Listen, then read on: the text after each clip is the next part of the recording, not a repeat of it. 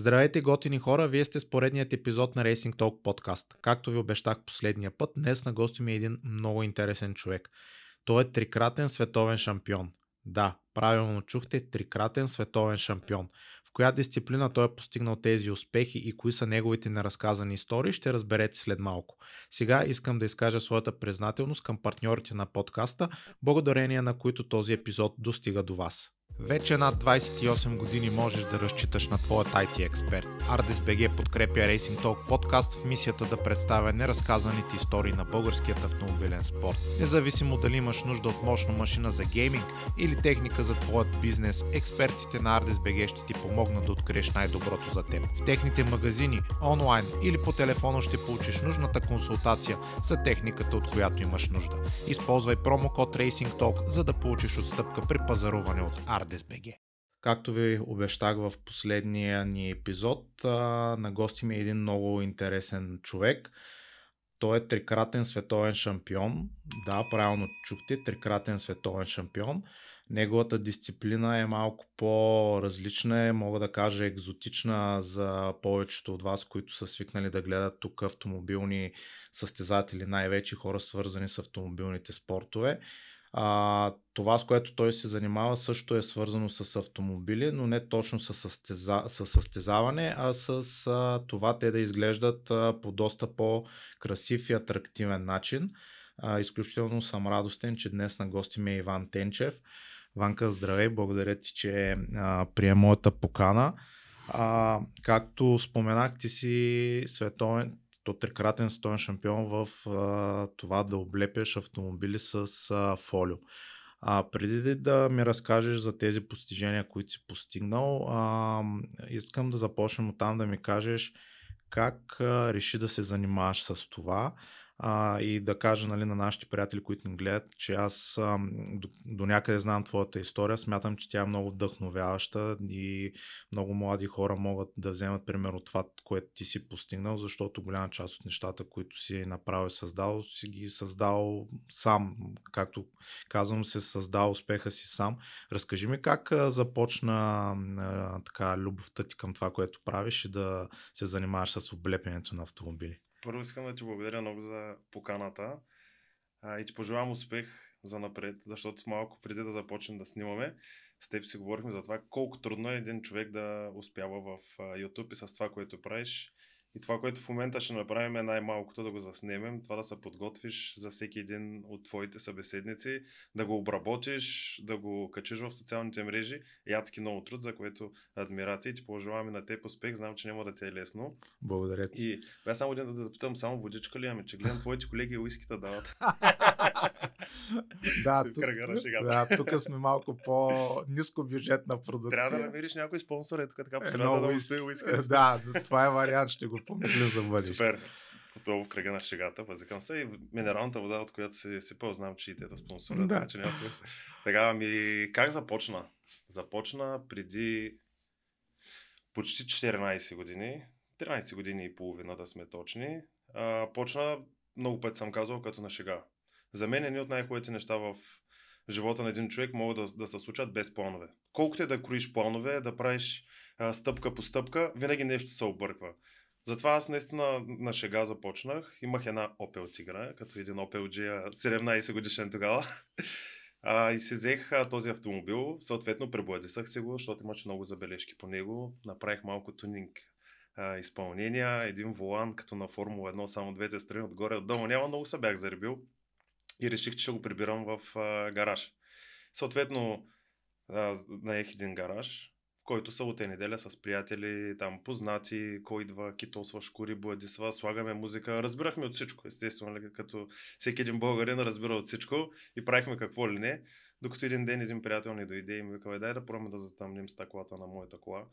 И аз ми, добре, що пак не. А пък преди това съм ходил лично аз да ползвам такива услуги на колега И съм виждал как се случват нещата с затъмняването и към супер, окей, добре, нали, давай да пробваме. Отваряме YouTube, почваме, търсим, скролваме, те само някакви клипчета на готово произведение и почваме, нали, пишем как да затъмним с такова. И някакви много обрани клипчета, съответно никой не иска да си даде занаята, е така просто безвъзмездно да го качи в YouTube, а малко по-късно ще разкажа история, с която и дори да искаш да си платиш, пак не искат да го дадат, пак аз очаквам да го намеря безплатно в интернет. И така започнах с стъклата и в моментите, в които имаше успех, т.е. се изглеждаха добре нещата, които правих, това ми вдъхваше много голямо самочувствие, че мога да успея да се справя с нещата, докато не се сблъсках с реалността. Определено като аматьор, като човек, който, как да се изразя, може би който не е бил толкова взискателен, както съм аз в момента, съм бил много доволен от резултата, който съм виждал. Mm-hmm. Определено, ако сега това нещо го видя, ще се хвана за главата със сигурност. Но тогава очакванията не са били просто таклата да бъдат тъмни и резултати са били задоволителни за това, което сме очаквали. Беше супер, много яко. Като в последствие вече постоянно ходих в един и същи магазин, съответно за ефтини фолия, китайски, разбира се, и момчето от щанда ме пита, ти да не се занимаваш с затъмняване на стъкла, че гледам постоянно купуваш. И аз къде му казах да. Викам да, нали, с това се занимаваме. И той ми каза, донеси някакви визитки, нали, да можем, питат на хората, да ги изпращаме при тебе. И аз казвам, да, добре, ще донеса. Качвам се в колата, фарсвам се за главата и към мале, аз тук почнах уж на майтап. Сега трябва визитки да правя. И как ще се казва фирмата ми, измислих си име, отидах в една рекламна агенция да си направя визитки и то какви визитки, ами към сложа моята кола. И сложих първата визитка и с моята кола, с името, с телефона ми, върнах се в магазина след няколко дни, оставих ги на момчето. Благодаря ти. Не, много готино се чувствах, защото все едно някой ми беше оценил труда и усилията, които полага да се получат нещата. И в един момент почнаха да валят и обаждания. И аз обаче малко почнах да се притеснявам. Към добре, окей, нали, хората ще дойдат, те очакват някакви задоволителни резултати, пък те със сигурност няма да бъдат такива. И хората, които ми се обаждаха, им обяснявах, вижте какво, нали, аз не съм професионалист, правя го за хоби, тогава се занимавах с монтиране на домашни климатици вкъщи, за дома, и в свободното време правих фолио, или събота и неделя, или почивни дни, или след работа. И хората бяха много доволни от това, което им казвах, защото бях честен с тях. Съответно, да, някои се отказваха, няма как да не се откажат. Но при положение, че отидеш да си купиш фолио от китайски магазин, няма какво да очакваш много, нали, и от инсталатора, поне аз така си мисля. И повечето хора бяха доволни от това, което им споделям, че аз не съм професионалист и го правя за хоби.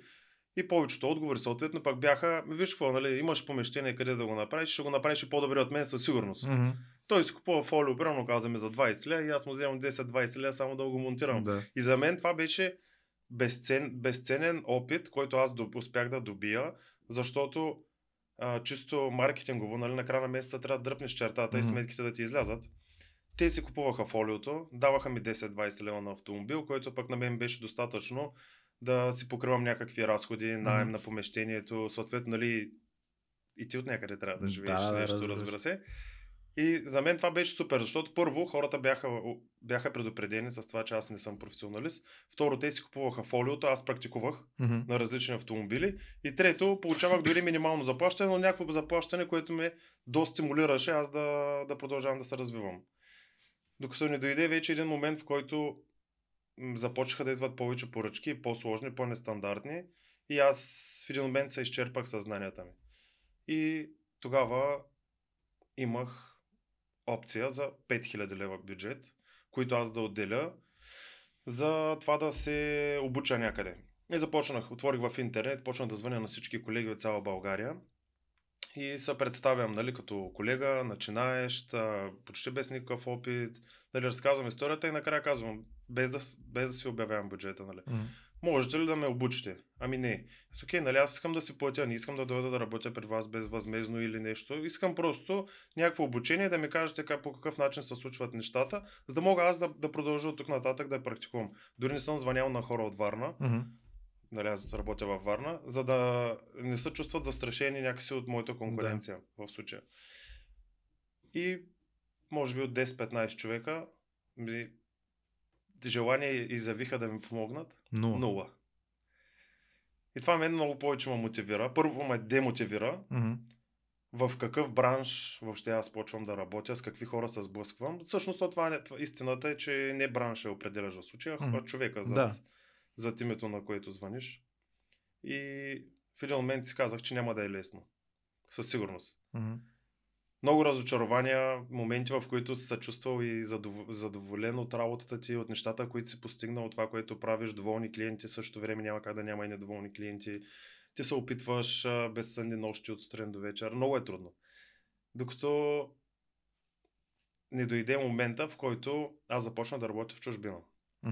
За съжаление, предполагам, ти знаеш, но част от твоите зрители може би няма да знаят, но по законово е забранено изцяло да смениш цвета на автомобила с фолио. И трябва да оставиш един детайл, капак, таван или багажник в цвета на автомобила. Окей, примерно твой автомобил е черен, остава с черен таван, там надолу правиш каквото искаш, супер. Но какво правим, ако колата ти е червена, пък ти искаш да я направиш зелена? Зелена с червен таван, нали? И това до някъде спираше моето развитие. И нямаш много опции да практикуваш специално външното облепяне, защото вече съм достигнал един момент с стъклата, който беше задоволителен и исках да се разширя дейността. И започнах с облепянето на автомобили. Отдаде ми се възможността да замина за чужбина да работя. 3 седмици там, 3 в България, като подизпълнител в скандинавските страни. И там добих немалко опит. Имах възможността да работя с други колеги, които пък на драго сърце си споделиха част от малките неща, които правят големите разлики. И така, в 2016 година се явих на едно състезание за облепяне на автомобили в Амстердам. Като това беше моето първо състезание и аз не знаех абсолютно никакъв английски език. Нищо, само здрасти, чао и да си кажа името. И това беше за мен достатъчно обаче аз да инвестирам в себе си, да стигна до там. Състезанието е 4 дни, 2 дни европейско, 2 дни световно, като са един след друг. Съответно, разбира се, отпаднах на първия ден, което за мен беше до някаква степен много добре, защото пък ми остана адски много време да стоя 4 дни в залата без да правя нищо. И за мен беше достатъчно да гледам хората как работят. И дори това, че нямах възможността да си говоря с тях, те да ми споделят и да ми обяснят нещо по-детайлно, за мен беше достатъчно това, че аз можех да ги гледам и да крада занаят. Занаят са краде, не се учи, хората са го казали. Само тук да те спра, спомена шампионатите, ние ще коментираме за тях после. Разкажи ми малко повече в тези първенства, нали, каква е спецификата, т.е. какво трябва да се направи, за какво се гледа, нали, в смисъл хората да разберат същината на спорта, нали, какво всъщност трябва да направиш и как трябва да го направиш, за да бъдеш успешен, примерно. Критериите са много, но пък са еднакви за всички. В повечето случаи ние имаме различни, но не в повечето, ние винаги имаме различни кръгове, рундове, които се състезаваме. Първо казвам, стартираме 30-40 души и започваме с калник. Определен детайл. Точно, да. Повечето пъти е калник, врата, нали, част от автомобила не е много сложна, тип броня или нещо такова, някой по-лесен. И съответно от по-лесни, с повече време, продължаваме с кръговете напред към по-сложни детайли с по-малко време. Съответно, за да може да се отсява конкуренцията. Например, имаш ето този твой страхотен автомобил, който ни трябва да му направим калника с фолио и те ни дават 20 минути. Като в 20 минути ти какво трябва да направиш? Ти трябва да си подготвиш материала, той ти е изрязан, нали, готов, т.е. трябва да подготвиш и повърхността, която ще лепиш, което означава да почистиш, да обезмаслиш хубаво навсякъде. Не да симулираш, защото съдиите гледат много взискателно за всяко едно нещо. Тоест, все едно ние сме инсталаторите, а те са нашите клиенти. Тоест, те идват като клиенти след това да проверят нашата работа и да я оценят. Много детайлно се почиства самия детайл, който инсталираме, след което има единични цветове. Примерно казвам черен мат, синьо, сиво или нещо такова, но има и рундове, които е печат фолио. С разни лога на спонсори, разбира се, няма как без спонсори да се съчува едно такова събитие. И ние имаме определено място, на което трябва да позиционираме фолиото. Тоест, освен почистване, инсталация, ние имаме и позициониране на самия детайл. Тоест, всички тези неща, когато започнеш да се съобразяваш с тях, в един момент, като погледнеш часовника, то не ти остана време за работа. Да.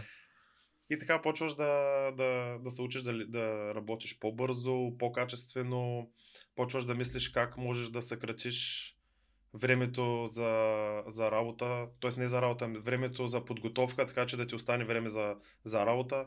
И всеки един кръг е различен. Примерно, един кръг ще бъде калник, друг кръг ще бъде 2 врати или 2 врати и калник. Имаме дръжки, които са на колата, трябва да ги обикаляш, огледала. Много различни варианти, като винаги има и креативен рунд. На мен това ми беше рунда, който аз най-много мразих.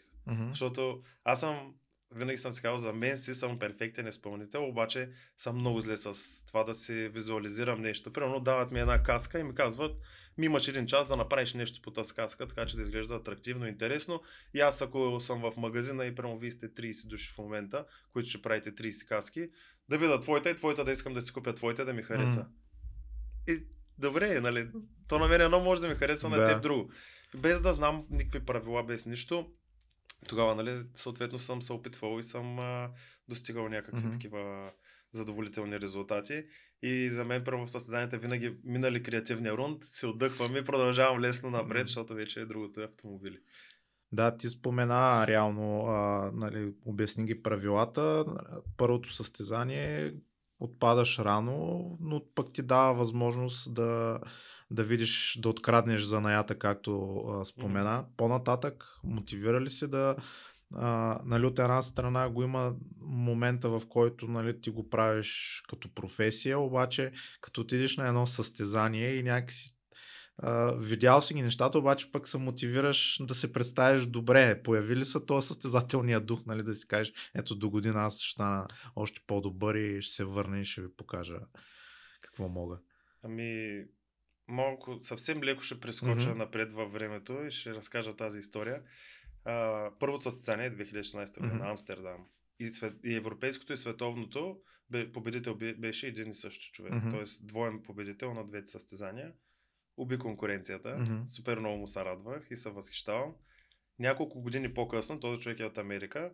И аз съм стоял и съм гледал, съм му се възхищавал. Той му покани в неговия дом и работихме с него една седмица рамо до рамо. Т.е. до такава степен имах голямо израстване. И това е наистина много, много готино, специално в този бранш. Така какво се случи? Отпаднах и напротив, аз не се демотивирах. Супер много вътрешно в мен се изрази спортната злоба и веднага почвах да чета в интернет кога е следващото събитие. Следващото събитие беше след 2-3 месеца в Виена. Отидах на него, от 16 или 18 души бяхме, не съм вече, не помня колко. Се класирах на 3-то място. Това за мен беше повратната точка да се заребя. Може би ако ходих да продължително състезание, но пък нямах задоволителни резултати, щях да се откажа, защото в един момент може би просто си кажеш, окей, нали, не си на това ниво, не е за теб, не е сега твой момент, прекалено млад си, ще опиташ малко по-нататък. Но с второто състезание е задоволителен, много задоволителен за мен резултат, 3-то място, се заребих още повече. Отидах на следващото състезание, то беше декември месец в Истанбул. Бяха 2 състезания паралелно. Едното беше за автомобили, другото беше за много труден детайл. Той е по стандарт. Определен бранд, производители на фолио, се правят тяхно вътрешно състезание, фирмено. Тоест те си го организират, си го правят в цял свят. Като накрая 12-те победители отиват на световно първенство. Събират ги на финал и 12 победители участват един срещу друг. За мой късмет успях да спечеля и двете състезания, и това, което е с автомобилите, и това, което е на детайла, да. Той станах двоен победител, но тук най-интересното беше, че на финала аз бях с един българин, който до ден днешен ние с въпросния съдия тогава, който беше, се възикаме от време на време, се сещам за тази история, че той го моли на финала да ми преведе на мен, защото той му обяснява много ключови детайли относно финалния рунд, което е точки, нали, кое е изпълнение, колко време, как да разчетеш най-правилно времето, нали, даде ни малко съвети, информация. и ние бяхме само двамата на финала. И той му каза, нали, приведи на Иван, съответно той му поглежда, нали, нищо не казва и той приведи на Иван. Аз колкото и да не знам английски, това го елементарно, го разбирам. Да. И той му казва, добре, и не ми превежда нищо. И трети път му казва, приведи на Иван. И той само му поглежда, нали, каза ми 2-3 неща и аз му викам, аз чух нещо, нали, бонус точки, каквото и той. Не, просто трябва, това е, нали, и аз, добре. Супер много се мотивирах. Викам, сега е моят момент. Или сега, или никога. Да. За мое щастие успях да победя с много голяма разлика на финала. И първото нещо, което когато се прибрах в България, защото се класирах тогава с тази победа се класирах и на финала на световното първенство 2017 година в Хамбург. Първото нещо, което аз направих, когато се прибрах в България, беше да се запиша да уча английски език. Да. Защото сега си казвам, окей, те не искат да ми помагат. Очевидно е, че доста често в живота се случва така, че хората, на които разчиташ точно в даден момент ще предадат, защото никой не иска да си по-добре от него. И така се случи. Върнах се, учих английски, на следващото състезание отидах и за мен беше толкова готино, че аз можех да си говоря с тези хора прямо половин година по-късно. Разбира се, нали, не си представяй да сме развивали невероятни теории, но аз ги разбирам. Елементарни неща, които те направо така бяха с отворени очи. Ти вече говориш, някакви много бяха ентусиазирани, много се радваха за мен. Съответно пак моето удовлетворение беше още по-голямо и успях да обменям опит и така. Това може би 2016 година беше поворотна точка за мен и за моето израстване в нашия бранш. 2017 е първата титла, реално, когато ти отиваш. Разкажи ми за как премина това състезание и за емоцията да стъпиш на стълбичката. Аз мисля, че съм гледал снимки с българското знаме там. Винаги. Каква е емоцията да реално ти се занимаваш от няколко години, нали, с това нещо, даже не знам колко, но смисъл, че за толкова кратко време, една година след като си започнал да ходиш по тези състезания, да стигнеш върха, нали, в света, което каквато и да дисциплина е много рядко случило и спорт. Разкажи ми за тая емоция, как мина само състезание. Ако ме питаш как мина, направо не разбрах. Ще обясня защо. Защото аз 2 дни участвах паралелно в друго състезание за автомобили, но първата световна титла е на този сложния панел. И изгубих първите 2 дни от световното. Аз така иначе не мога да участвам като финалист преди това. Участвам на автомобилите, приключвам моя рунд, отивам само питам кога ми е следващия рунд, казват ми час и аз добре, бягам, драсвам в другия край на залата да гледам другото състезание. И въпреки че съм победител и знам как да го правя, винаги стоях и гледах и крадях идеи. Някой да видя по някакъв по-лесен начин дали няма който да го направи. Въпреки че резултата ми знам, че е много задоволителен. Но то вътре като е в теб спортната злоба и желанието за победа, като желание за победа, нали, не ме разбирай погрешно, не съм от хората максималисти. Дори доста често съм ходил на състезание без абсолютно никакви очаквания, което пък може би и до голяма степен това, което ми е помогнало да бъда спокоен и да постигам някакви успехи. Защото когато отидеш и за теб единствено и само позиция номер 1 е целта ти, съм сигурен, че има кой да се намеси с външни сили и да ти развали точно това, което ти желаеш. Затова никога не отивам с надежда, отивам просто с желание да покажа какво мога. Това, което може най-много да ти помогне, е единствено и само вътрешното ти аз. И съответно, разбира се, опита, който можеш да приложиш в случая. И третия ден и четвъртия вече беше финала, като аз много се възхищавах преди това на хората, които виждах около мен като победители, защото част от тях съм ги виждал само на снимки, само на клипчета в социалните мрежи, следя им работата. И си казвам, маля, аз къде съм, тези хора къде са. Направо беше срам да изляза покрай тях. За мен те са много големи имена в нашата индустрия. И завъртаме са ни първия кръг 4 души и само победител от кръга продължава вече като директни елиминации. И така, първия кръг Не участвах в третия.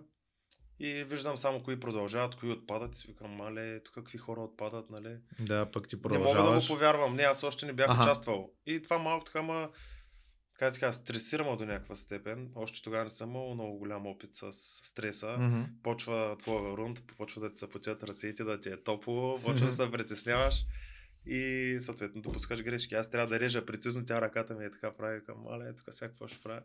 Почва моя рунд, изведнъж нали, почва да елиминират четвъртия, третия, втория и аз оставам аз и едно момче. Мгм. Един японец и аз такъв, мале, към сега, дали имам шанса още да продължа. За мен е достатъчно да ни отпадна в първия рунд. Да. Накрая продължих и стигнах до финал на финала. Мгм. Топ 4. Бяхме от Бразилия, Япония. Мисля, че Англия беше третото място. Наистина не мога да се сетя в момента и аз. И мина финалния кръг. Отново четвъртия, третия и аз само се фащам за главата и вече ръце, крака, подкосяваш се цели и викам, мале, аз ако имам възможността да спечеля още едно такова състезание световно, направо трябва да се отказвам. Приключвам на върха. Стана така, че обявиха моето име за победител. Не моето име, обявиха страната, от която е победител, нали, реално България. И аз направо не успях да повярвам. И от някъде едни българи, които пък са дистрибутори, нали, фирма, са посетили това събитие. Те бяха със знаме. Аз тогава дори не си взех знаме, защото не очаквах въобще да такъв резултат. Не вярвах в себе си. И те ми подават знамето и аз бях толкова щастлив и дигам знамето над главата и ме пръскат с шампанско цели отгоре до долу и си викам, маля, това е една... Не мога да ти обясня момента да как се чувстваш. Да, не мога да го осъзная. Приключи състезанието, всички ме поздравяват, радват ми се.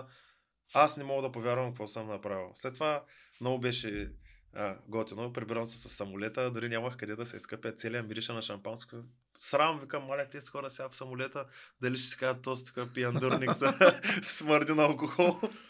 И така, това беше първата ми световна титла, след което пък следващата година, 2018 беше в Берлин. Там спечелих първата световна титла за автомобили, като преди това пък съм спечелил отново локално състезание, което пък ми дава директен билет за финала.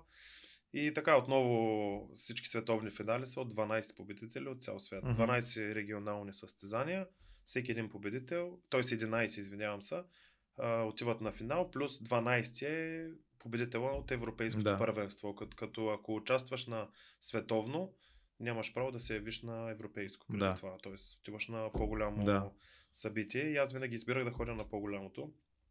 Докато не дойде един ден и разочарованието след едно европейско състезание, което беше 2021, мисля, че 2021, отново в Амстердам. Реших, че ще прескоча регионалното състезание, ще отида първо на европейско, след това живот и здраве, ако успея да спечеля, би ми дало билет за световното. Ако не, просто ще пропусна световното.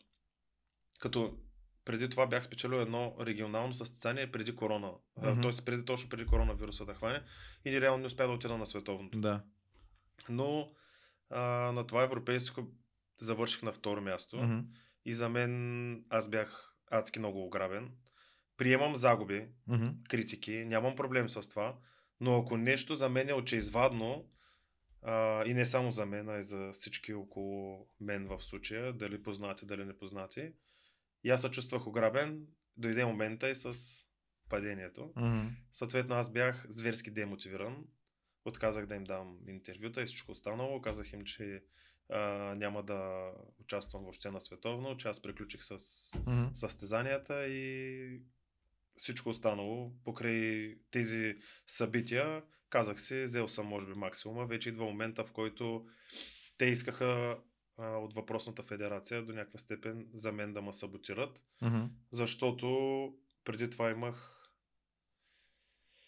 5-7 или 8 първи места и конкуренцията всеки път аз когато се запиша почваше да става все по-малко. Тоест излиза онлайн лист с участниците, които са записали.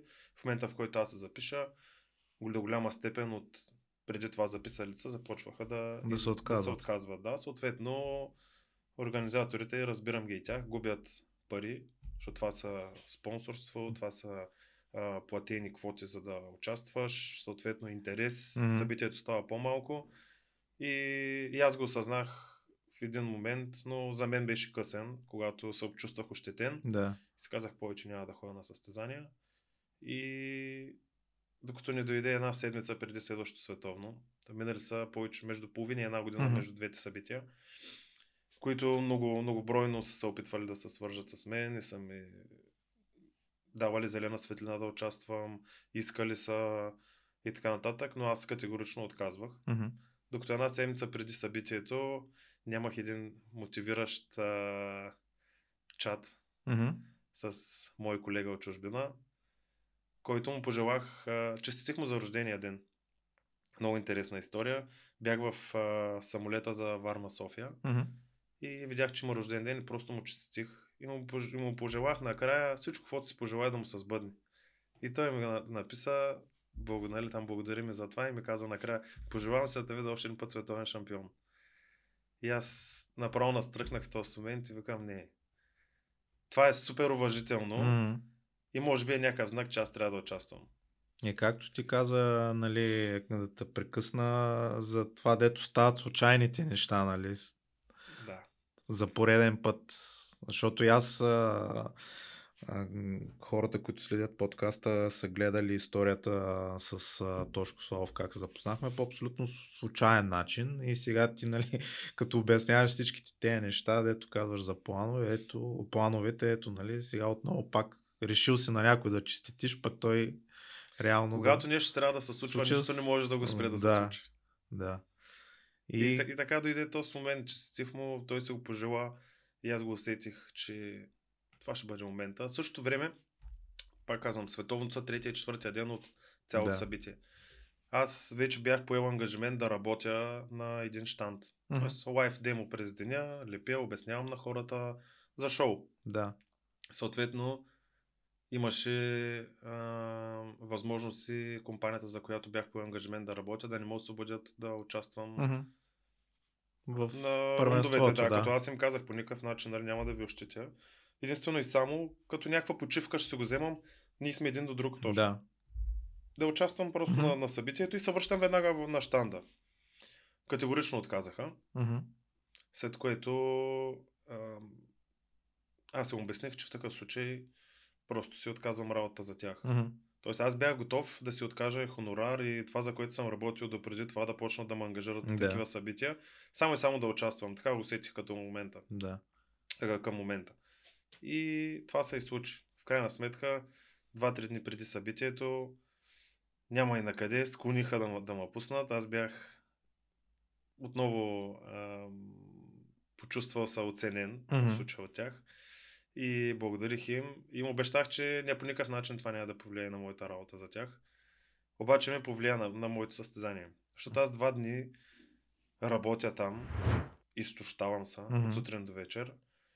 И третия ден, първия от състезанието, резултатите ми, да, влязах с достатъчно точки за втория ден, но резултатите за мен не бяха задоволителни спрямо Мгм. това, което аз мога да направя. Въобще не се чувствах концентриран. Другите колеги си бяха концентрирани, отпочинали, стояли, гледали, наблюдавали предходните 2 дни същите Мгм. автомобили, съответно нали, наши колеги как работят и са откраднали някакви идеи. Аз отидах гола вода. Нищо Да. не виждам. Нищо не съм видял преди Мгм. това. Стартирам от минус Мгм. знания. И влязах на втория ден на финала, като след като завърши първия ден, се прибрах в хотела, взех едно душче, слязах в ресторанта и си викам, тук нещо трябва да направя, да се променят нещата. Мгм. Пих 2-3 уискита, така малко да ме успът, защото Да. главата ти мисли. На следващия ден станах нов човек и така получих отново най-задоволителният резултат, който мога да имам, а именно първото място. И това вече беше моята трета световна титла, след която, когато слязах от сцената, първото, което направиха от въпросната организация, беше да ме поканят да бъда съдия и да приключа с моята спортна кариера. И в момента съм съдия в въпросните състезания от 2016 година до в случая 2022 година. Израстването ми беше много голямо и достигнах до за мен максимума, защото ние сме 3 съдии за цял свят в момента.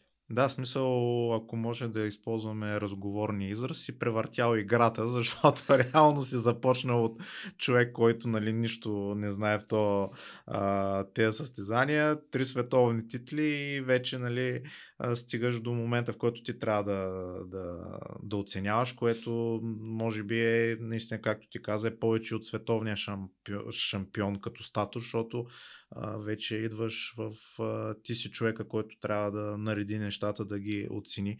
Разкажи ми малко повече за това. Аз мисля, че предния път, като се видяхме с теб при Данчо Атанасов, ти так му трябваше да заминеш за Дубай, ако не се лъжа, точно за едно такова състезание. Разкажи ми, ние тогава си говорихме, ти сподели доста интересни неща, но кажи сега колко по-различно е и кое е по-трудното, да бъдеш състезател в това нещо или да бъдеш съдия, който трябва да оценява, защото и ти спомена преди малко нали, това разочарание, което си получил от това, че не си бил оценен правилно поради една или друга причина. Със сигурност като състезател ми е по-лесно. Защо? Защото моята съдба се зависи от мен. Mm-hmm. А в случая знам всеки един състезател колко много му коства и финансово, и психически да присъства на такова събитие. И тук идва най-големия проблем за мен, т.е. не проблема, най-голямото препятствие. Като човек, който обича да помага на своите приятели във всеки един момент, по който и да е време, предполагам, ако се опиташ да влезеш в моите обувки, с хората, до които до вчера си се състезавал, днес трябва да ги оценяш. И със сигурност за всичките тези години ние не се виждаме само по такива събития спортни, ние си пишем, поддържаме контакт, участваме в затворени групи, нали, имаме си някакво като общество наше. И идва много тънкия момент с това да имаш възможността да побутнеш някой от твоите, както масово се случва навсякъде. И първите няколко състезания ми беше много трудно. Примерно аз имам да оценям от 1 до 10 за дадено нещо. Примерно казвам, дори за едно ъгълче, имам от 1 до 10. И аз мога да сложа 5, мога да сложа и 8. Да. Но за да ми е чиста съвестта на мен и да знам, че това, за което са ми се доверили на мен и аз в случая ще се запазя моя имидж и име пред хората, които са ми гласували доверие. Ако струва 5, ако трябва да бъде 5, аз ще дам 5, независимо кой е участника. И дори доста често в рамките на 6-700 точки 5 човека се класират с разлика от 15 до 20 точки, което е много малка разлика, нали, като спрямо процент на общия сбор от пункт, който можеш да вземеш. И винаги можеш да бутнеш 2-3 отгоре, реално това бутнеш твой човек. Да, но това реално може да промени класирането, защото са много близко. Много може да промени класирането. Има хора, които са много близки до мен и не са спирали да участват по състезания. И виждам, че са добри вкъщи, но на състезание може би им липсва бързина, което не ги прави по-лоши инсталатори от останалите. Дали бързина, дали просто не им понася стреса. И такъв човек заслужава също да спечели. Нали, тоест, когато накрая ти видиш неговото изделие, това, което е изработил и направил, то ще е много красиво, което не го омаловажава като инсталатор и крайния продукт няма да е по-лошо на останалите. Но критериите, които са основни при състезанието, т.е. разликите са в бързината на инсталаторите. Т.е. колко бързо можеш да го направиш без да сгрешиш. Ако им дадеш хикс време, изработи го перфектно, всеки един ще може да го направи. Да. Разликата идва от скоростта. Нещо като при автомобилизма. Нали? Има и много добри пилоти, ама като нямаше добра кола, като нямаше газ, ще да даваш газ. Крайна сметка на финала всеки играе за времето. Да, нали? Точно така, да. Всичко е време в случая. Да. И за мен беше много трудно да... Не ми беше трудно да давам точките, такива каквито са. Беше ми трудно да виждам, че видиш ли, аз съм елиминирал човека да се тръгне от този кръг. Тоест, да, той сам го е направил, защото в крайна сметка това е неговото изделие, не е моето. Аз съм там да го оценя. Но това беше много повратна точка за мен. И момента, в който аз изгубих това притеснение, беше когато трябваше да дисквалифицирам един от най-добрите ми приятели в този бранш, един японец, който колегата ми оцени, след което аз ми давам да оценям. Нали? Правим двойна оценка на изделието. И аз видях, че той е срязал малко от фара. Тоест бързината, а при нас срязването на каквото и да е по автомобила или каквато и да е щета, това е дисквалификация. Да, той с ножа да нанесеш някаква отраскване. Бързината просто е отраскал. Като в момента, в който аз разлепям фолиото, виждам как ръба на фолиото и срязаното вървят по продължение с извивката, с всичко. Извиках първо колегата ми, показах му го и той вика, аз това не го видях. На кой е това? И аз му казвам. И той такъв, ти какво ще кажеш? И аз викам, няма какво да кажа. И тук беше дилемата, първо дали да го извикам да му го покажа. И после веднага си казвам, не. Трябва да го извикам. Да. Колега, ще дойдеш ли? Идва. Показвам го и следващия момент, без да се колебая, само викам и въпросния инсталатор, ела да видиш, показвам му и на него, за да ми е чиста на мен съвестта. Я му казвам, виж, срязал ли си го? Той казва да. Аз казвам, окей, добре, знаеш какво означава това. На мен ми е чиста съвестта в този момент. И това беше в средата на деня. Може би до края на деня на мен беше много гадно. Но пък и това беше момент, в който аз в случая вече се абстрахирах от такива ситуации. Защото накрая пък ако знаеш, че има наши и ваши, първо, ако аз съм на мястото на така както съм и бил, на съвъпросните състезатели, това ще демотивира. Абсолютно. Няма да те кара да продължаваш да ходиш в състезание и интересът ще се изгуби. Второ, аз искам вечерта, като се прибера вкъщи и си легна, да ми е чиста съвестта и да не нося някакъв товар за грешките на останалите. Да. И най-важното за мен, на финала, накрая, които състезатели са топ 3 и който е победителя, той да бъде наистина заслужил победител. Иначе, за мен се обезмисля и обезценя самата титла. Ако аз съм имал нещо подарено, така да го кажем, никога няма да му се зарадвам. Ако съм положил страшно много усилия и труд и накрая е възнаградено, определено стойността на въпросната награда е в пъти по-голяма. Аз не знам и не разбирам хора, които се радват на нещо подарено. Да. За съжаление, тук по нашите земи, цени са това, първи съм, ама дали си го заслужил, дали някой те е побутнал не по правилния начин.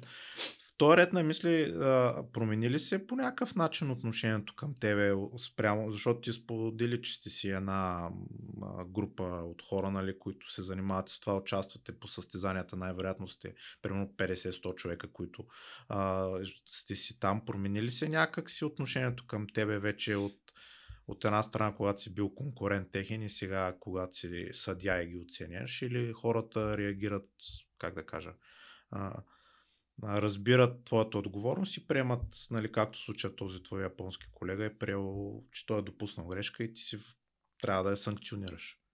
Според теб?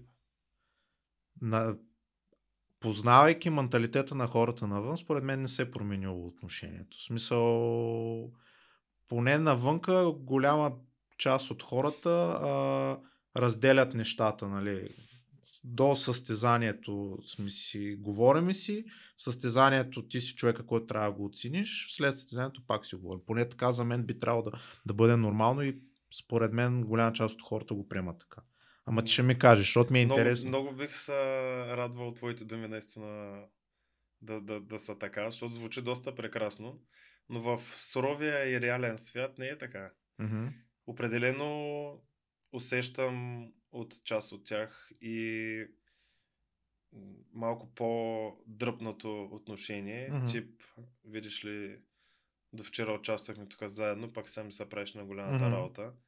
Ами, не, нали, мен всъщност до вчера участвахме заедно, а сега не се прави на голямата работа. Сега просто си изпълнявам задължението, което са ми поставили и това, за което ми плащат аз да бъда там. Но хората, които са готови да драпат с зъби и ногти, да спечелят, те се опитват по всякакъв начин да се доберат до информация преди състезанието. Дали ще пишат. Имах случай сега при последното състезание в Дубай. Едно момче, което съм участвал с него по състезанията, ми пише, нали, Ванка, виждам там, споделяш, нали, постове, че ще си там, ще участваш или си съдя. Аз съм съдя и той смей се, окей, добре, супер, значи да участвам тогава. И после казва, знаеш ли какви ще са колите? Да. И аз му пиша, да. И... Не, той първо ме пита, знаеш ли какво ще правим на състезанието? И аз му пиша, да. И повече нищо. Не защото носа ми е вирнат, ами защото е много несправедливо да споделя информация на един, а в същото време другите да бъдат ощетени. Тоест той да е една крачка пред останалите. Да. Не е готино. И му написах да. След което той ме пита каква ще е колата, можеш ли да споделиш? И аз само написах не. И той само ми сина съобщението. И аз бях кратък и ясен. Да и не. И после някакси така това ме тормозеше половин-един час. Отварям пак чата. И се чудя сега да му дам ли обяснение, да не му ли дам. Защото реално не е моя работа да му дам обяснение. И аз като състезател никога не съм се позволявал дори да отида да попитам някой съдия, нещо, някой от вътре, от кухнята, за съдействие на някакъв, дори минимален съпорт да ми помогне с дори малко, за мен ще една крачка ще бъде пред останалите. Дори да не е нарочно, дали да е някакво невинно такова, но пак не е редно да бъде така. И обаче аз изпитвах нужда да му дам обяснение в случая защо не му казвам. Защото той може би очакваше да му споделя. Да. И аз му казвам, пич, виж, нали, не е редно спрямо останалите колеги. Пожелавам ти да спечелиш и то да спечелиш честно. Нали? Аз ако ти споделя сега, за теб титлата няма да е толкова стойностна, колкото... Ако сте при равни условия. Да, колкото ако аз ти споделя нещо. Извоювай си го сам, имаш възможността, имаш данните, много добър инсталатор си, просто се абстрахирай от всичко и дай максимума от себе си. И това момче спечели. И за мен беше толкова вътрешно удовлетворение и аз се чувствах горд с това, че не съм не съм съгрешил с това да му запазил си честността на надпреварата, но пък същото време начинът, по който си му поднесъл нещата, най-вероятно го е мотивирал и си му дал увереност. Защото в крайна сметка, нали, когато получиш такава, как да кажа, такъв инжекция с самочувствие от трикратен световен шампион, най-вероятно има значение за тях. Определено. Сигурен съм, както е имало значение и за мен мотивационното съобщение за рождения ден. Да. Така че, пак казвам, малките неща правят големите разлики. Ако всеки един ми е писал преди това, бих го казал и пожелал на всеки един, който би искал да има по някакъв начин контакт с мен. Да, ние си пишем, комуникираме, нали, но в затворени групи не е за самите състезания. Да. И малко ли много, когато съдържиш една идея по-дистанцирано с хората, те не правят тази стъпка да навлязат в това лично пространство в случая и да ме накара да се чувствам дискомфортно, да им споделя нещо, защото аз няма да го направя. И тук идва и малко момента, за който реално ти ме питаш. Ами аз виждам, че прямо преди, като ме видят или аз тях, забава, нали, не се виждал отдавна с някой на живо, само се гледате там в социалните мрежи. И идва момента, в който те не знаят как да реагират. Тоест вече ме виждат в друга униформа, не с спортните дрехи готов за сблъсък. И аз се опитвам да чупя гипса между мен и тях в случая. Това говоря само за старите състезатели. Да. Стари имам предвид с по-голям опит, с които съм състезал. Да. Иначе новодошлите, те пък нямат търпение да дойдат и да грабят, да черпят знания и опит и да споделят, да им споделяш каквото и да било за инсталация, бизнес, ценообразуване и какво ли още не е, материали. Общо да опитват се да грабят с шепите. Да. И аз и колегата ми в случая, който пък е двукратен световен шампион, и двамата сме много отворени и споделяме доста с тези, които желаят, разбира се. Да, това ще те попитам, понеже ти сподели за това, че когато ти си започвал, нали, дори си искал да си платиш, нали, никой не те подкрепил тогава. Сега, доколкото знам, ти освен тази база, която имаш и бизнеса, който управляваш за облепяне на автомобили, създаде и, мисля, ако ще ме поправиш, ако бъркам, но първата на Балканите академия за обучение на инсталатори, на хора, които се занимават с това. Разкажи ми първо откъде ти дойде тази идея, има ли хора, има ли интерес към тази професия и реално на какво ги учите там? Да, тук си много прав. И дори мога да споделя, че хора, на които съм звънял да ми съдействат платено, впоследствие са участвали и са идвали на семинари, които аз съм правил. Но те не знаят за това. Да. Може би сега, ако гледат, вече са да сетят, ще разберат или ако върнат лентата надали, много хора са им звъняли с това. Да. Но няма нищо лошо, в крайна сметка. Тренировъчният ми център е първия в Централна и Югоизточна Европа, частен сертифициран тренировъчен център. Обучаваме инсталатори за монтаж на защитно, общо всичко свързано с фолио, сградно, защитно, автомобилно, слънцезащитно и така. Как дойде идеята? След Втората световна титла, 2018, в едно интервю за чуждестранна медия, споделих с това, че бих искал да направя тренировъчен център. И това беше много за мен семпла и налудничева идея, когато аз получих отказите от всички колеги да ме обучат. Аз казах, аз пък един ден, ако се науча да лепя фолио, и така и се дудна, аз ако се науча да лепя фолио, пък ще се направи един тренировъчен център и ще обучавам хора и така да не стигат до това ниво, в което да прескочат всички мъки, които аз съм имал.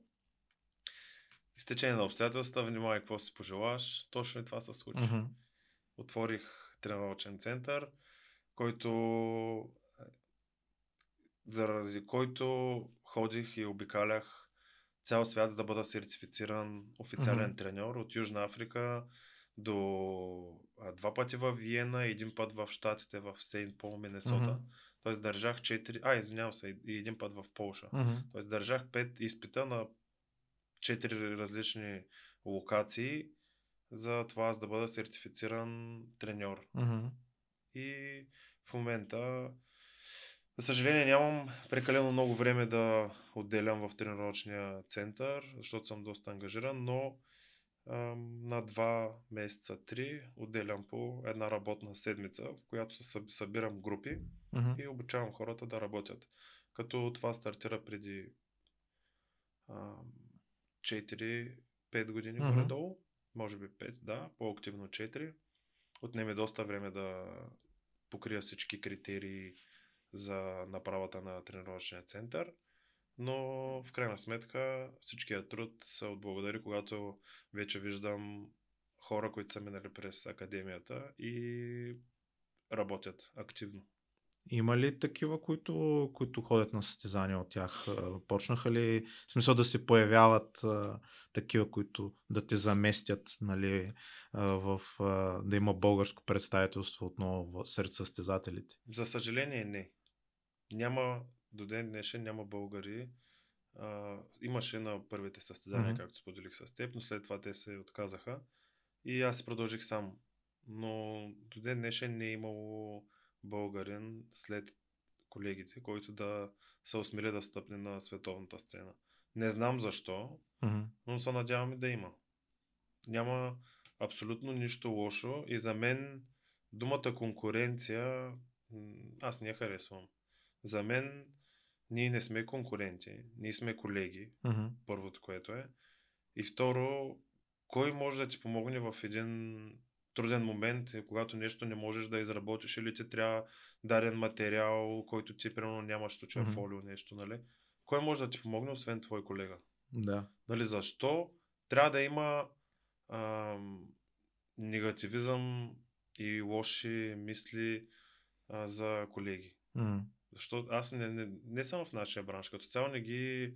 Може би аз съм възпитан по различен начин, но аз това не го възприемам. Тоест за мен не трябва ние да се наричаме конкуренти, а колеги. Да. Аз точно това в този ред на мисли, дето има един виц, нали, бай Ваня, имаш ли ключ 10? Имам, ама най-защото не имам, защото не го давам, нали. В смисъл, то от една страна така, ама от друга това мислене, нали, което го българина малко го възприема като, нали, да не споделя, да не помага. И мен, честно казано, ма дразни. И то в нашия спорт в момента, ти покрай Данчо, може би горе-долу знаеш за какво и да е реч за всичките тези проблеми, но споменах Данчо Атанасов, той беше първия гост тук, той имаше честа да открие... Да протърка краката. Да сложи началото на подкаста. Разкажи ми за запознанството си с него. Аз си бях говорил с него преди да дойдеш да ми разкаже интересни истории. Той ми сподели, че така първоначално е дал, доколкото разбрах, автомобил да му направиш. В последствие те беше поканил на едно събитие, мисля, че 2019 година, когато в Морското казино направи церемонията по връчването на наградата от ФИА. Реално, разкажи ми как си познати и какво означава за теб познанството с него, защото знам, че си близки, той е така те е мотивирал в трудни моменти, ти него, нали, виждаме отстрани как взаимоотношенията. Колко е важно да имаш така хора като него, на които мога да разчиташ? Колко важно е човек сам за тоалетната, както има една приказка и то наистина си е така. С него запознанството ми не мога да ти кажа наистина от кога е и точен случай. Със сигурност е дошъл при мен като клиент, но аз съм... Тоест, знаел съм го преди това покрай автомобилизма. Да. Аз все пак съм момче, работя в този бранш. Знам горе-долу някои състезатели, като Янаки, Митко в случая и Данчо. Тоест, с течение на обстоятелствата на един от братята на Янаки живееше, когато живеех в апартамент, бяхме врата до врата. Аха. И оттам покрай автомобилизма съответно знаех и Данчо.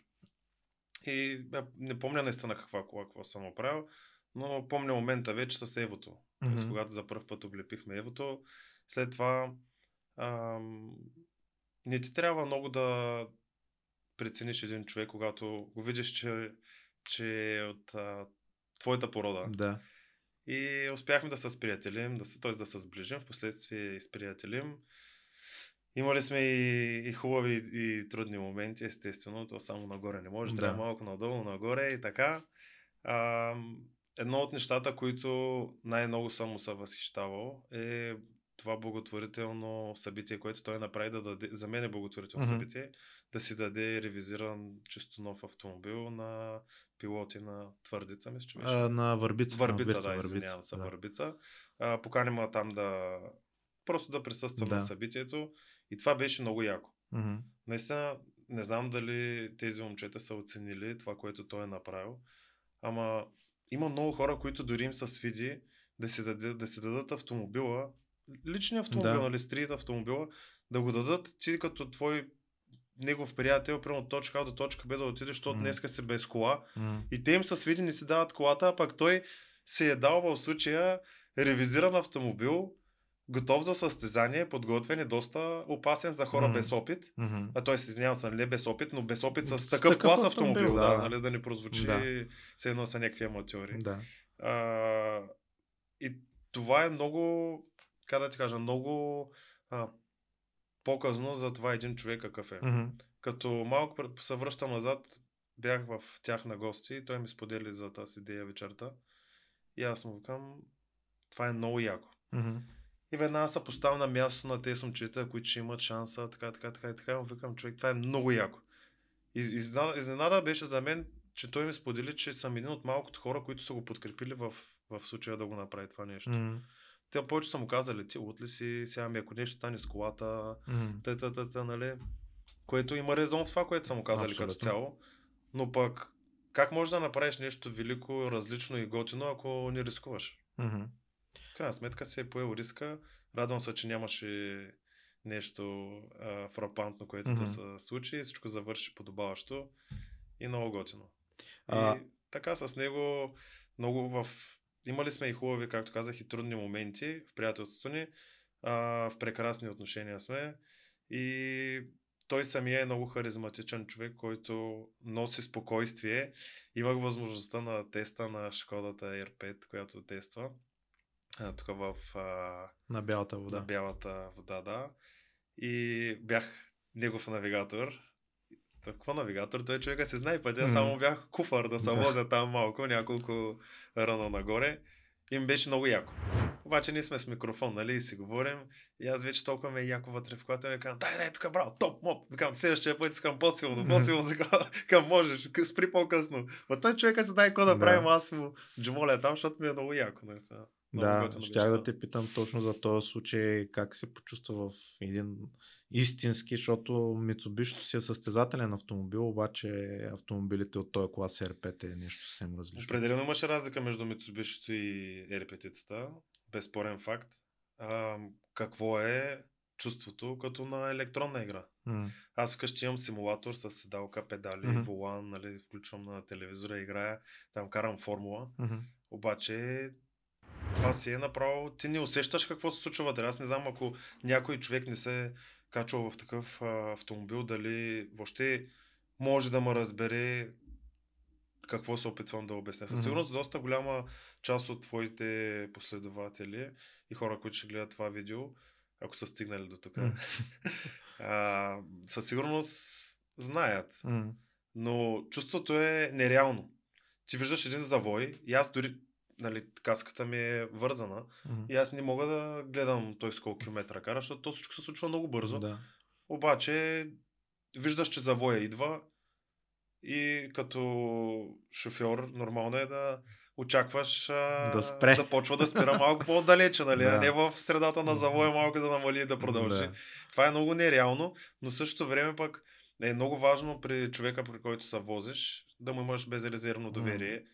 И това се и случи. Аз просто така съм си опънал краката напред, доколкото е възможно. Седнал съм си, нито се държа някъде, нито нещо. Просто стоя и гледам и се наслаждавам и всичко се случва и така. Нагоре, надолу, наляво, надясно и е много яко. Много. Не са момент в живота ми със сигурност, който ще запомня много положително, защото колко пъти като обикновен човек ще се даде възможността да се качиш в такъв автомобил, нали? Да. Освен да се качиш и да се снимаш и да слезеш, ако някой въобще ти даде да се качиш да снимаш. Да. Това си има възможността и се возя. Ти каза такъв автомобил, ние имаме там с една група мои приятели, си коментираме, понеже ти си имал, нали, малко да го прехвърля разговора в тази плоскост. Нали, гледаш бяла Шкода, някаква Шкода и като чуеш, нали, цената каква е, нали, и се чудиш, нали, какво... То Шкода ли бе, толкова спари? Да. За толкова спари за Шкода. За Шкода. Ти си имал възможност, нали, виждаме от Инстаграм профила ти, от това, да работиш по уникални екземпляри. Сподели ми малко повече, примерно, кой е автомобила, който ти е направил, нали, не казвам най-скъпия, защото парите са относително нещо, но хората, които го гледат този подкаст и като човек, който занимава автомобили, не винаги цената, нали, е най-важното, ами стойността на този автомобил. Кой е, примерно, автомобила, който си има възможност да инсталираш фолио върху него или да го подготвиш, който ти е така направил най-голямо впечатление или си бил най-въодушевен да го видиш? По принцип въпросът, който най-често съм задавали е кой е най-скъпи автомобил, който си правил. И аз почвам, въртя лентата, калкулирам. Те като дойдат при мен, аз не съм им ги продавал, аз не знам кой колко струва. Да, горе-долу, нали, знам някакви цени, но определено най-стойностния. Сега даже може би ако ти кажа няма да ми повярваш. И то работата ми по него не е била нещо вау. Било е просто 2 стикера. Ще изложа точно в момента надписа на стикерите, но ще се опитам да изровя снимки евентуално. Това беше Nissan Skyline на Пол Уокър, бързи и яростни. Сивия Skyline. Да. Той е бил собственост на един човек, който го е предоставил за продукцията. А това оригиналният Nissan Skyline. И аз без да знам, бях в гаража на този колекционер, който колекционираше абсолютно всякакви автомобили и такива, които възстановява. Това е в Южна Африка. И човека освен автомобили колекционира джанти, шампански, колелета, мотоциклети. Дори от Восен му бяха направили специални джанти за него. 5 броя, 4 за автомобила, едно M3CS и 5-та джанта се му беше в офиса, защото обърната наобратно, защото от вътрешна страна пише Special Edition за въпросния човек, 1 от 1. И към края на деня той ми сподели, че този Nissan Skyline е реално Nissan, който той е дал в филма за Бързи и яростни да се снима. Това е... И аз тогава малко така останах шокиран и не знаех дали са базика или не, но в крайна сметка няколко пъти го попитах дали е сериозен. Той каза, да, това е автомобила. Да. Трудно ли е да се работи по такива автомобили, защото наистина при теб идват модели, които струват хиляди левове. Има ли напрежение да се работиш? Само ти ли работиш по тези автомобили или хората от твоя екип имаш достатъчно доверие да работят по тях? Дали има напрежение, първо на този въпрос ще отговоря. Преди имаше много напрежение. Преди, когато не си толкова уверен в себе си и смяташ, че ти липсват определено част от знанията, за да постигнеш задоволителен, дори при тези автомобили не мога да кажа, че задоволителен резултат е задоволителен. Да. Трябва да получиш максимален резултат на самото изделие, защото в крайна сметка говорим за дали бутикове, дали доста скъпи серийни автомобили, които не е редно ти да допускаш грешки върху тях. И с времето, определено с опита, който добих, съответно успях да елиминирам и напрежението. Работя без абсолютно никакво напрежение върху какъвто и автомобил, на който и да е и така нататък, независимо дали стоят 1, 2, 3 души покрай мен, докато правя въпросния автомобил или не. Напрежение няма абсолютно никакво. Имам екип, доверявам се на 1, максимум 2 души от екипа за такъв клас автомобили, но като цяло предимно аз гледам да си извършвам инсталацията по този тип автомобили, защото за мен е най-отговорно и редно най-голямата отговорност да поеме човека, който е лице на фирмата, в случая аз. Кое е най-необичайното нещо, което си правил? Сещаш ли си? Като почнем от бутонче за тоалетна, стол и всякакви други такива неща, не мога да конкретизирам кое е най-необичайното. Странно е, наистина. Не мога да ти отговоря веднага в момента. Не се сещам, освен те за столчи, разни пръчици. Преди като начинаеш, всичко вкъщи беше карбон. От дистанционното за телевизора, за климатика, за палки и какво ли още не. Карбон е пръв приятел на българина, да, всичко е карбон. И на квадратчетата, на квадратчетата там. Да. А най-голямото нещо? Най-голямото? Най-обемното? Яхта, катамаран. На нея пък какво я облепиш? Яхтата, със сигурност не облепяме знамената, флаговете. Добре. Аз мисля, че се получи много готин разговор и на мен идеята ми беше точно това, понеже когато сме се виждали при Данчо, когато сме си комуникирали и като знам твоята история, както го казах в началото, на човек, който сам е създал успеха си и това, което се занимава. За съжаление, все повече виждаме млади хора, които не знаят какво да правят, нали, не могат да си намерят пътя, колебаят се, не могат да се мотивират и много исках да направим тая твоя история, за да им покажем, че дори да не е нещо, за което непременно си учил или нещо, което си планирал, нали, можеш да намериш своето нещо, когато имаш постоянство, желание да станеш достатъчно добър, да бъдеш шампион и то многократен на света и да създадеш един добър бизнес, който, нали, да те прави щастлив, мотивиран и най-вече това, което ти сподели, че си готов и да даваш знанията си. Така че много се радвам, че си поговорихме и сподели всички тези истории. Какво би казал на тези хора, които се колебаят с това, с какво се занимават? Ами, какво бих казал? Може би, първо, най-големия враг на човека е самия той. Ако ти нямаш желание да се развиваш, това означава автоматично, че ти си стоиш на дъното. Или някъде по средата, или където и да е, но не е на задоволителна позиция. Ако ти самия имаш възможността и силата да се мотивираш, да започнеш, да дерзаеш. Винаги обичам да казвам, че успехите идват много трудно. Ако някой си мисли, че щрака с пръсти и всичко се случва вау, няма как да стане. За всеки един успех стои адски много труд, пот, безсънни нощи, лишаване на семейство, приятели от твоето време, лишаване на самия себе си от свободно време. И това да дори, ако ще и дори да бездействаш. За мен успеха, първо, ако много го искаш, трябва адски много да работиш за него и не трябва да даваш 100% от себе си, а трябва да даваш 120%. Но доста често има хора, които се отказват някъде по пътя.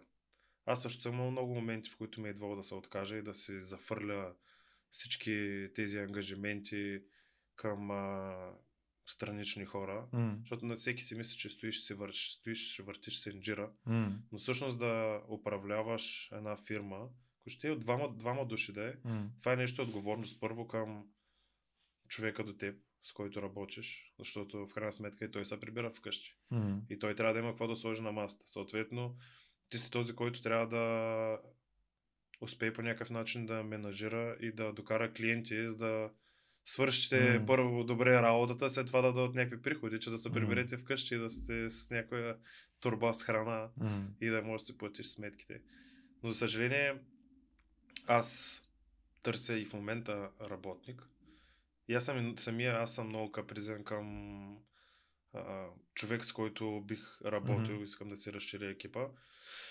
Но смятам, че давам отношение първо на човека срещу мен, защото аз бих искал да получа същото. За да получиш, трябва и да дадеш. То е двустранен процес. Не може единия да дава, другия да блее настрани и да очакваш да има задоволителен резултат. И наистина виждам, че е много трудно. Много е трудно с... Хора има много, работна ръка има адски много. Тези, които казват, че няма работна ръка или няма работа, са лентяи. Ще ме извиняват, нали, за това, което ще споделя, но това е моето мнение. Това са хора, които кандидатстват за работа и първото нещо, което питат е каква е заплатата. Добре, нали, дай да видим какво можеш да правиш, да определим каква е заплатата. Ако можеш само да метеш помежду автомобилите, може би няма да устройва заплатата. Ако можеш да изработиш нещо доста трудно, ами да, предполагам, че заплатата ти разбираемо ще отговаря на това, каквито са ти очакванията. Нали, не можеш да търсиш работа без да можеш да дадеш нещо. Тоест, ако търсиш работа, не трябва, и ти нямаш никакъв опит, не трябва да бъдеш капризен към това, какво заплащане ще получиш. Аз една от първите ми работи беше, правих фрешове на златни пясъци.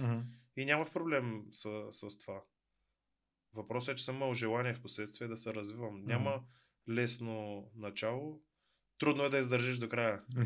Много пъти съм имал, пак споделя моменти, в които съм искал просто да зафърля всичко, да отида в чужбина, защото имам доста често оферти и преди имах оферти да работя някъде, да отида като работник, да си знам работното време, да не говоря с клиенти, просто да ми кажат днеска сутринта: здравей, това е твоето такова нещо, по което трябва да работиш, това ти е материала, започвай. И аз не обременен от всичко останало, което трябва да правя, да отговарям на имейли, да дигаш телефона, физически да посрещаш клиенти, да му обръщаш внимание, така че съответно и да ги обслужиш добре и те да се тръгнат усмихнати, не си кажат този бурсук тук, нали, няма да си давам прямо парите на него да ми свърши каквото и да е. И ето тук идва и момента с това ти да полагаш много усилия, за да имаш успех. И в резюме на всичкото казано, няма как без много труд и усилия да постигнеш задоволителни резултати. Неизбежно е.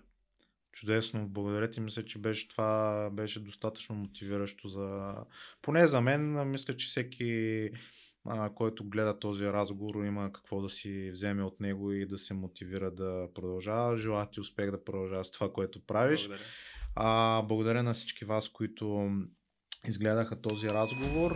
Напомням ви да се абонирате за канала, защото голяма част от всички вас, които гледате, все още не сте се абонирали, а пък колкото повече хора се абонират, толкова повече хора ще следват това съдържание. Благодаря ви още веднъж, че бяхме заедно и очаквайте кой ще бъде следващия гост